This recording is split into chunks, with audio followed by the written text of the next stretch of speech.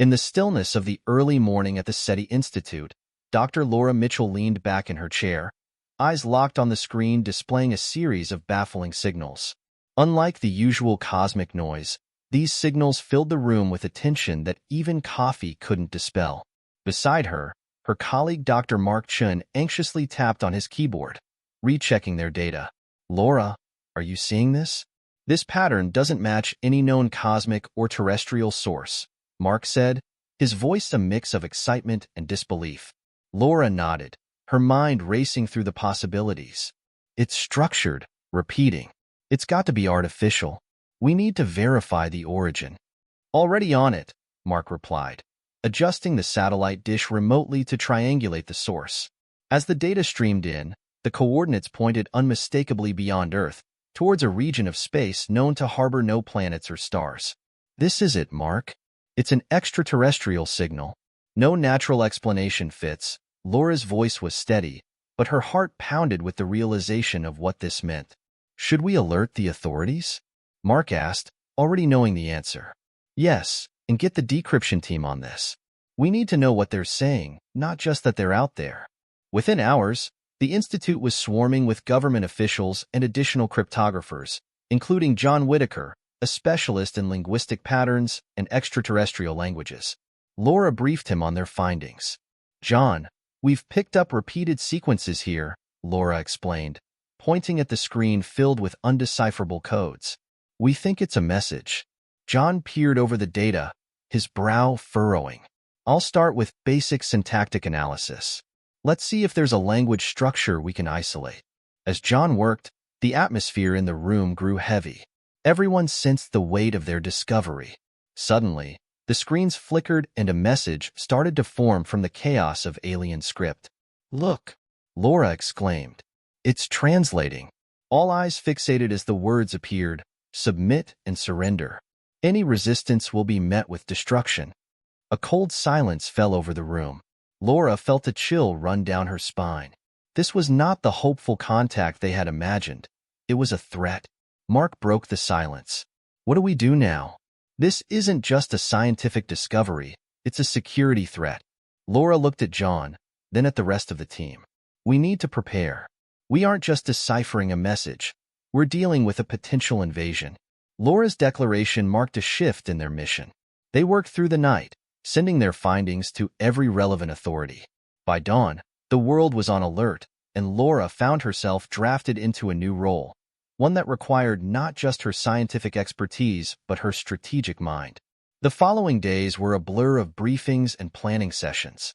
Governments worldwide unified under the threat, pooling resources and information in a way Laura had never seen.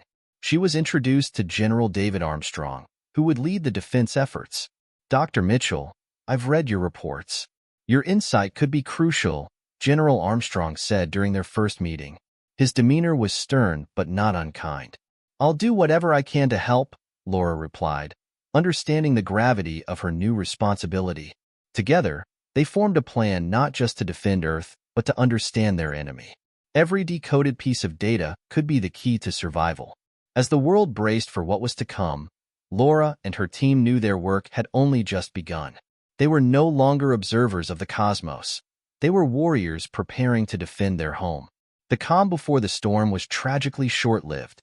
Within weeks of the first communication, a dark shadow cast itself across Earth as the massive Zorlac fleet emerged from hyperspace.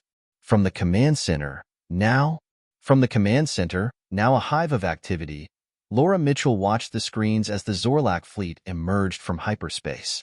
The sight was both awe-inspiring and terrifying.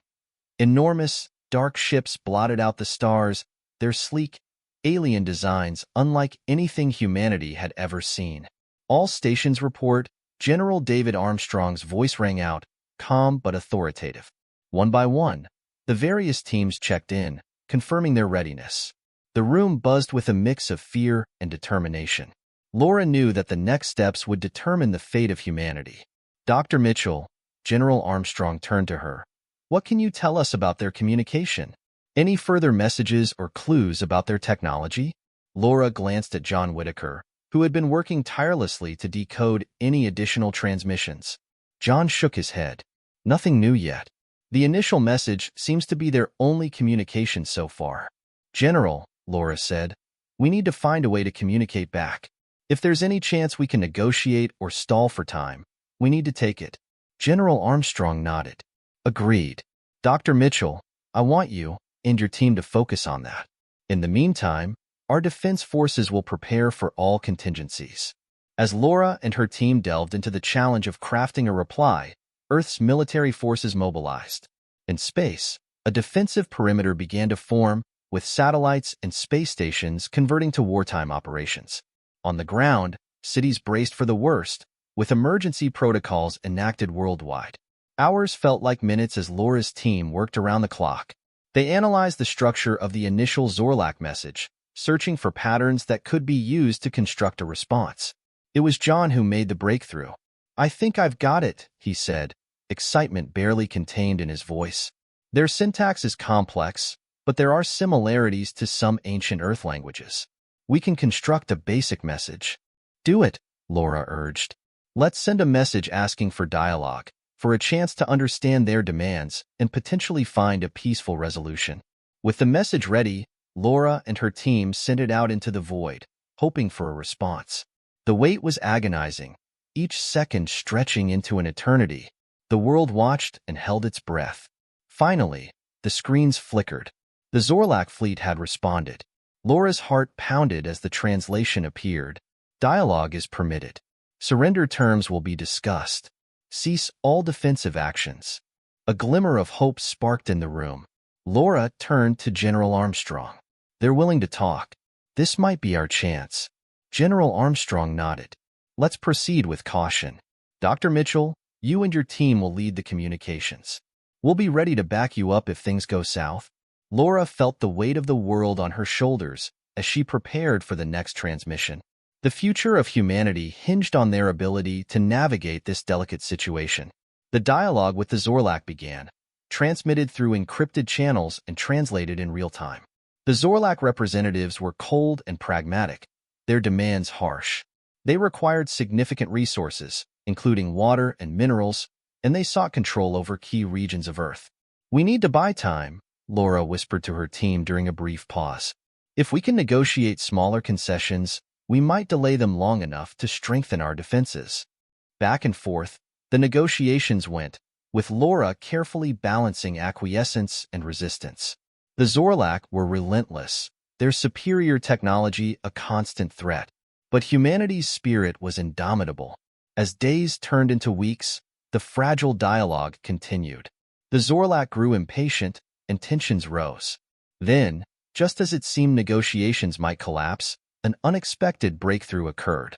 Laura's team, working with scientists worldwide, discovered a weakness in the Zorlac technology, an electromagnetic frequency that could disrupt their ship systems. It was a slim chance, but it could turn the tide. General Armstrong, Laura said, presenting the findings, we have a way to fight back. The general's eyes hardened with resolve. Let's prepare for our counterstrike. We'll continue the negotiations as a distraction. When the moment is right, we'll strike. The plan was set into motion.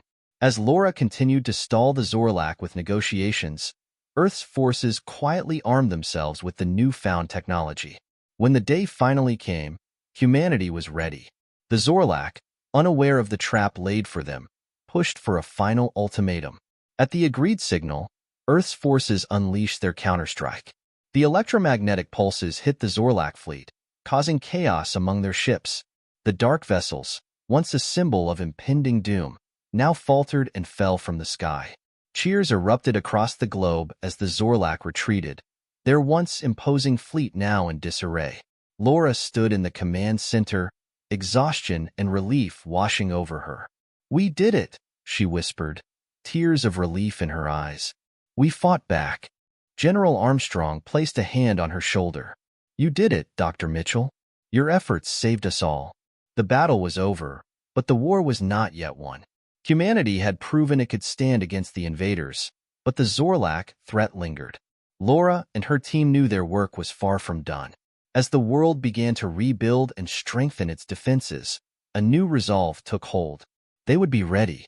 The day humanity answered back had shown the Zorlac and the universe that Earth was not to be underestimated. Months had passed since the Zorlac's initial retreat. Earth had entered a new era of unity and vigilance. The scars of the invasion were still fresh, but the resolve to defend the planet had only strengthened. Dr. Laura Mitchell found herself at the heart of this new world, leading both scientific research and strategic defense initiatives. The SETI Institute had transformed into a bustling command center, coordinating global efforts to decode any residual Zorlac communications and fortify Earth's defenses. Laura's team had expanded, now including military advisors, engineers, and international diplomats. One evening, while working late, Laura received an urgent call from General David Armstrong. "Dr. Mitchell, we've detected unusual activity at the edge of our solar system," General Armstrong reported. "Our long-range scanners are picking up signatures similar to the Zorlac fleet." Laura's heart skipped a beat. "Are they returning?" "It's unclear," the general replied. "But we can't take any chances. We need to be prepared." Immediately, Laura called for an emergency meeting with her team. Scientists, engineers, and military strategists crowded into the command center, the air thick with tension. John Whitaker, now her trusted second-in-command, spoke first. "We need to analyze the data thoroughly. If it's the Zorlac, we should detect any changes in their technology or tactics." Laura nodded. "Agreed. We also need to prepare our defenses and ensure our countermeasures are ready. We can't afford to be caught off guard." Over the next few days, the team worked tirelessly. Satellites were repositioned, defense systems recalibrated, and communication channels monitored. The world watched anxiously as scientists and military personnel collaborated like never before. As the unknown signatures approached, Laura and her team detected a signal. It was faint, but unmistakably Zorlac. "We're picking up a transmission," John announced, adjusting the equipment to enhance the signal. "It's different from before. It seems less hostile." The room fell silent as the message translated on the screen. "Negotiation required. Immediate dialogue sought. Hostilities on hold." Laura exchanged a glance with General Armstrong. "This could be an opportunity," she said cautiously. "If they're willing to talk, we might be able to secure a lasting peace, or at least buy more time." General Armstrong nodded. "We need to proceed carefully. Let's set up a secure channel for communication." The Zorlac's new approach was a stark contrast to their initial aggression. As Laura initiated contact, she hoped this wasn't a deceptive ploy. The negotiations began, with Laura and a team of diplomats representing Earth. "State your terms," Laura said, her voice steady despite the tension. A holographic image of a Zorlac leader appeared. It was a formidable figure, but there was a sense of weariness in its posture. "We seek resources and refuge. Our homeworld is lost. We are not here to conquer, but to survive." Laura took a deep breath. This revelation changed everything. "We can discuss terms for assistance, but Earth must remain sovereign. Any aggression will be met with our full defensive capabilities." The Zorlac leader's eyes narrowed, then softened. "We understand. Let us negotiate terms that benefit both our peoples." The negotiations were arduous, but gradually, a tentative agreement was reached. Earth would provide limited resources and aid in exchange for Zorlac technological advancements and a pledge of non-aggression. The Zorlac would establish a base in an uninhabited part of the solar system, monitored closely by Earth's forces. As the agreement was finalized, Laura felt a sense of cautious optimism. The Zorlac leader's demeanor had shifted from hostile to cooperative, suggesting that perhaps this time, there could be peace. In the months that followed, the Zorlac and humans worked together, sharing knowledge and building a fragile but hopeful alliance. Laura continued to lead the efforts, balancing trust and vigilance. She knew the road ahead would be challenging, but for the first time since the initial invasion, there was a glimmer of hope for a peaceful coexistence.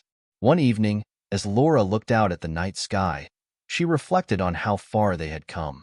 From the terror of the first contact to the tentative partnership they were building, humanity had proven its resilience and capacity for growth. The stars no longer seemed as daunting, and the universe felt a bit more within reach. But Laura also knew that vigilance was key. The Zorlac were now allies, but the cosmos held many unknowns. Earth had entered a new era of exploration and defense, and with it came the promise of discovering not just new threats, but also new opportunities. As the stars twinkled above, Laura whispered to herself, "We're ready for whatever comes next." And with that, she turned back to her work, determined to ensure that Earth remained a beacon of hope and strength in the vast universe. The alliance with the Zorlac was a delicate balance, requiring constant negotiation and cooperation. As months turned into years, the initial fears began to subside, replaced by a cautious optimism. The technological advancements shared by the Zorlac propelled humanity forward, ushering in a new era of scientific discovery and space exploration. Dr. Laura Mitchell continued to play a pivotal role, her expertise and leadership earning her a place in history as a key figure in maintaining this unprecedented alliance. One day, while working in her office at the newly established Earth-Zorlac Cooperative Research Facility, Laura received an urgent message from General David Armstrong. "Laura, we've detected an anomaly in deep space. It doesn't match any known signature, Zorlac or otherwise." The general's voice crackled over the secure line. Laura's curiosity was piqued. "Send me the data. I'll have my team analyze it immediately." Within hours, the data streamed into the facility's mainframe. Laura gathered her top scientists, including John Whitaker, who had become a trusted advisor and friend. "What do we have?" Laura asked, looking at the preliminary reports. John adjusted his glasses, his face serious. "The anomaly is a massive energy surge, unlike anything we've seen. It's not natural, and it's not Zorlac." Laura's mind raced. Could it be another extraterrestrial civilization? "It's possible," John replied, "but we need more data. We should send a probe to investigate." General Armstrong concurred, and within days, an advanced probe was launched towards the anomaly. As it approached, the signals it sent back were astonishing. The anomaly was a colossal structure, seemingly abandoned, but brimming with advanced technology. "This is incredible," Laura muttered as she studied the images. "We need to explore this further, but we must proceed with caution." A joint Earth-Zorlac expedition was quickly organized, with Laura leading the scientific team. The Zorlac leader, now a close collaborator named Clar, sent his top engineers and scientists as well. The expedition set off in a state-of-the-art spacecraft, a product of combined human and Zorlac technology. As they approached the structure, its sheer scale became apparent. It was a floating city, vast and ancient, its origins a mystery. The team docked their ship and cautiously entered, their advanced suits protecting them from the unknown environment.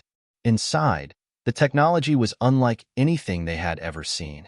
The walls hummed with a faint energy, and strange symbols adorned every surface.